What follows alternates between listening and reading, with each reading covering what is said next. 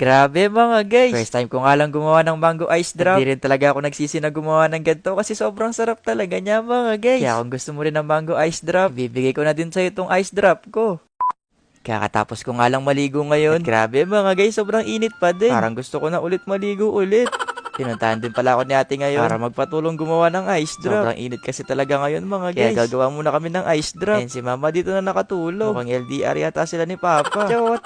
Ngayong gabi nga mga guys, gagawa kami ng mango ice drop. Pero habang hinahanda nga ni ate yung gagawin namin, dumiretso muna ako sa tindahan para makahanap na makakain. Di pa din kasi ako nakakain ngayong gabi. Kaya naganap na lang din ako ng pwedeng ulamin para makakain na. Kapag ganito ding oras kasi mga guys, yung ulam dito sa bahay na ubos na. Kaya kadalasan, yung mga piniprito yun na lang mga niluluto ko tuwing gabi. Ewan ko ba sa tiyan ko, yung mga bulati ko sa tiyan umaatake tuwing gabi. Ay di na pala gabi tuwing madaling araw na. Dinamihan ko na din pala yung pagluluto ko ngayon. Kasi sabi ni ate ayaw daw niyang kumain. Pero kapag oras na nang kakain na nga ako, doon siya kumuko.